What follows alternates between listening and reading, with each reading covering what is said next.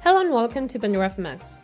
In today's video, we'll see how to deploy Pandora FMS from Amazon Web Services Marketplace. The first thing you need to do is to ensure that you have access to an AWS account to be able to access the marketplace.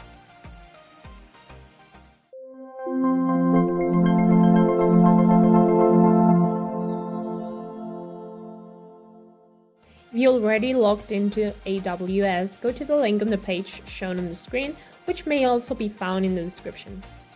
Another option is to go to the marketplace page and search for Pandora FMS in the search bar, where only one result will appear.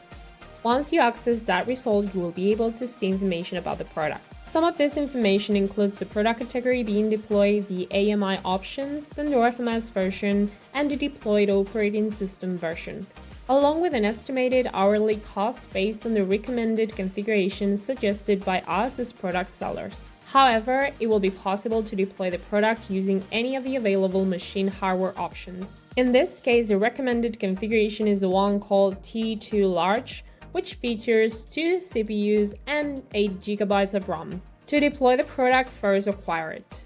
This may be done from the View Purchase Options button located at the top of the page. Once you subscribe to the product, you may proceed to the deployment configuration. Go to the Continue to Configuration view, which may be found at the top right corner. Here you will see selectors for Amazon Machine Image, the product software version, and the region.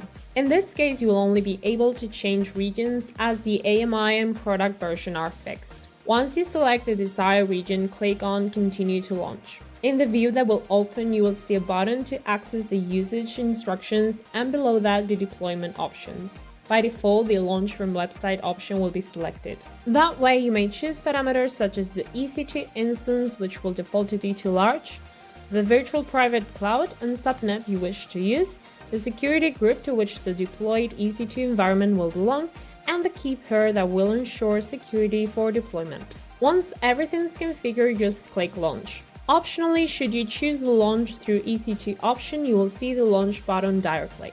This will open the EC2 instance creation form using the product's AMI. You will need to configure the remaining parameters as you did previously, but in this new form.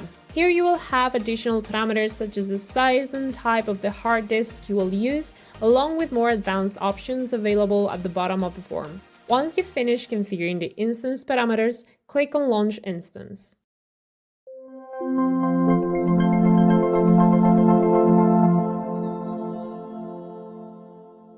For the purpose of the video, we'll use the instance generated with Launch from Website option. Once the instance has finished launching, we can access our Pandora FMS web console through the public IP address. The default admin credentials are username admin and password Pandora. For SSH access, we will need to use the key pair we specified earlier and log in with the EC2 user username. Once logged in, you may work as the root user by using the sudo su command. And that's it for today's video. Don't forget to like the video and subscribe if you enjoyed it. And if you have any suggestions, questions, or ideas, please leave them in the comments below. Remember that if you're interested in trying out Pandora FMS Enterprise, you may contact us to get a free 30-day trial. Thank you very much for your time, and we hope to see you on social media and in future learning videos.